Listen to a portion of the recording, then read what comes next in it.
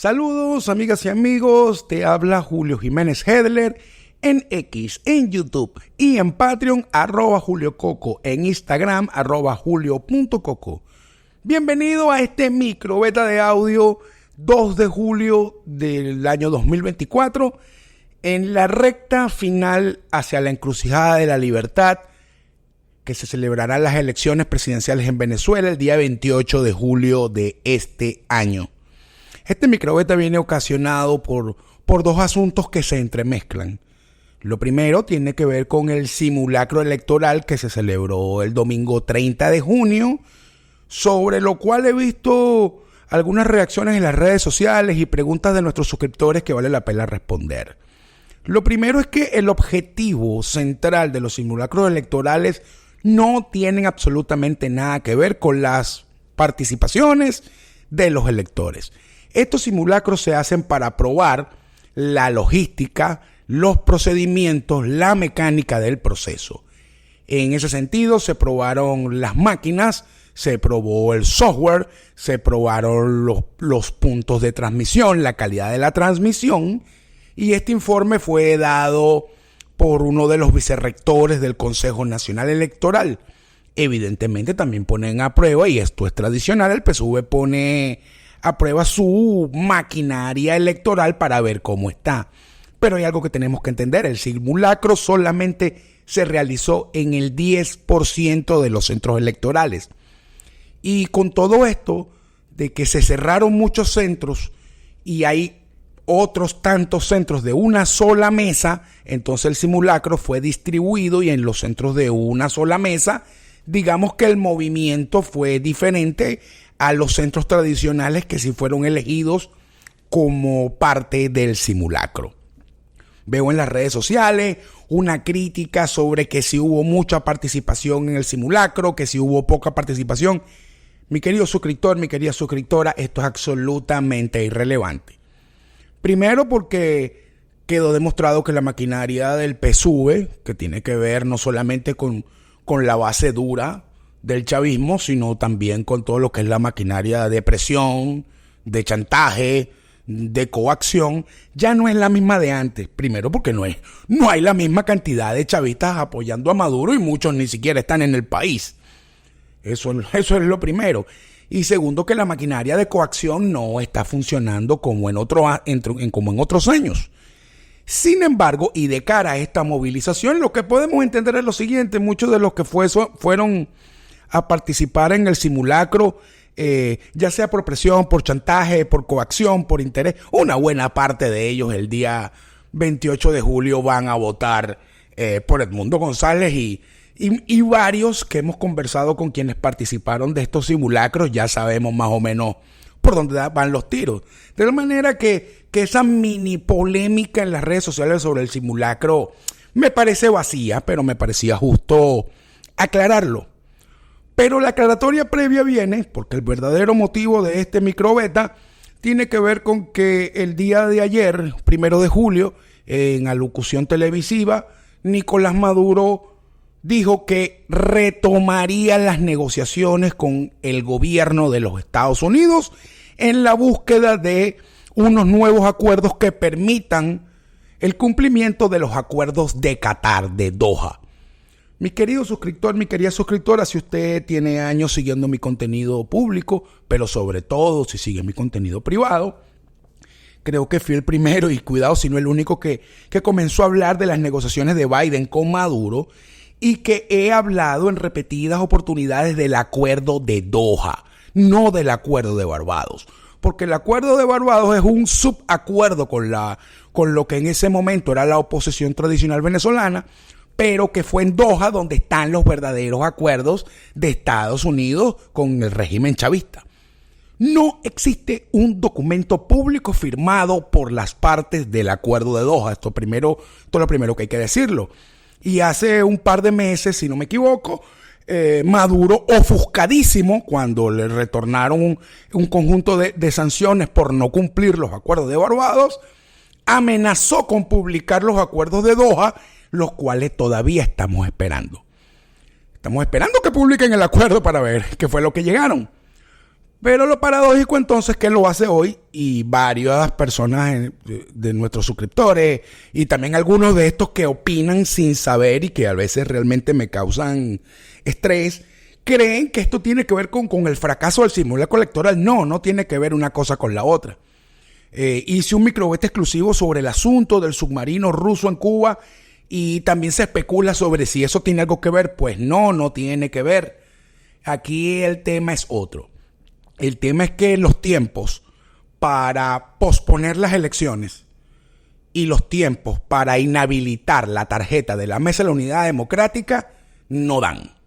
No dan, y tal como lo expliqué en mi último beta político, el cual te dejo acá, ya lo debes haber escuchado o visto, con total seguridad las cifras reales de las encuestas, de la participación, porque al final quien conoce la participación real es el chavismo, porque no hay manera de calcular porcentualmente la abstención en Venezuela, porque hay una buena parte del registro electoral de electores que están fuera del país y no van a poder votar. Eso no es abstención, sencillamente no pueden votar porque no están en el país y no le permitieron de manera abusiva y arbitraria actualizar sus datos e inscribirse en el país de residencia actual. Y segundo, porque hay un buen sector de la sociedad venezolana que no está inscrito en el REP a pesar de ser mayores de edad. Entonces, las tendencias de la opinión pública y de participación solamente pueden calcularse de manera exacta por quien sepa cuál y dónde son los electores que efectivamente pueden votar porque están en Venezuela y los que no van a poder votar porque están afuera. En este entendido, el último cohorte del REP, que casi llega a los 22 millones de electores, causa sorpresa porque muchos creen que es que el registro electoral Venezuela no creció. Ojo, no creció porque muchos venezolanos que cumplieron la mayoría de edad están en el extranjero desde hace tiempo y no pudieron inscribirse por primera vez, y esto llega incluso a personas de 28 años, pero dentro del país hubo apatía en el sector juvenil para inscribirse en el REP. Visto esto, si más allá de lo que hablan las tendencias, que ya lo expliqué en el último beta político, en el mejor de los casos para Maduro, la realidad es que Edmundo González le está duplicando en votación. Bueno, las cifras para hacer el fraude no le están dando. Entonces se inventaron esto de mover gente de los centros electorales, porque entonces eso tampoco sería abstención. No puede ser abstención si alguien que, por ejemplo, toda la vida ha votado en Valencia, lo mudan de centro electoral para el sur de Guárico y no puede ir a votar. Eso no es abstención. Y esto es una irregularidad gravísima que cometió el Consejo Nacional Electoral y que expliqué también en el beta político anterior. Entonces, quieren forzar la no participación con esto de las migraciones, porque no le están dando los números al fraude. ¿Qué tiene que ver esto entonces con que Maduro decida retomar las conversaciones de manera formal y pública con la administración Biden, con el gobierno de los Estados Unidos? Simple, todo indica que su capacidad de hacer el fraude está disminuyendo y su capacidad de imponer unos resultados falsos por la fuerza está disminuyendo. Entonces tienen que acudir a una reunión exploratoria, y ahora profundizo un poco en esto del acuerdo de Doha, porque el acuerdo de Doha se llegó con dos situaciones que en ese momento no existían. Número uno, en el acuerdo de Doha, María Corina Machado no tenía pensado participar en la primaria opositora. ¿Y qué fue lo que se acordó allí? Bueno, que se escogiera un candidato opositor en una primaria y que si ese candidato opositor reconocía la victoria de Maduro, se respetaban los resultados. O sea, porque básicamente en política es eso, respetar los resultados del CNE significa que el candidato opositor, sea que pierda porque no le dan los votos o por irregularidades, reconozca la victoria de Maduro. Y esto solo era posible en el plan anterior, donde en la primaria no participaba María Corina Machado. En esta realidad no voy a hacer, porque ya usted conoce todos los hechos, aparte que lo he comentado paso a paso durante todo este proceso de la historia. El hecho es que ahora la líder de la oposición y también líder de Venezuela, porque el líder del chavismo, que es María Corina Machado, pudiese no reconocer los resultados. Y aunque el candidato es Edmundo González Urrutia, también podría, o es lo más probable, que no reconozca los resultados en caso de un fraude. Y en ese entendido, el acuerdo de Doha como tal se le cae al chavismo, porque Estados Unidos tendría que sumarse al liderazgo opositor que no está reconociendo los resultados, y en ese caso como mínimo regresamos al estado de 2018 o 2017, 2018 para ser exactos, donde no se reconoció la victoria electoral de Maduro y 50 y pico de países no lo reconocieron. Sería volver a ese estadio. Entonces, necesita Nicolás Maduro ahorita refrescar a ver cuáles son las amenazas reales que tiene de parte de Estados Unidos y de parte de la comunidad democrática internacional, porque también a esto se le suma algo que comenté en el beta político anterior, y tiene que ver con la declaración final de la reunión del G7 en Italia, donde Canadá, Francia, Alemania, Reino Unido, Italia, Japón dijeron: mira, en Venezuela se está planificando un fraude, un autogolpe y hacer una invasión militar en la Guyana Esequiba para posponer las elecciones si no pueden hacer el fraude. Entonces, ya visto cuál es el cuadro, Maduro se ve obligado a ver cuáles son las amenazas que existen por parte de Estados Unidos y cuáles son los premios que puede darle Estados Unidos si efectivamente el CNE publica unos resultados ciertos o unos resultados no tan ciertos donde se adjudique como presidente electo de Venezuela Edmundo.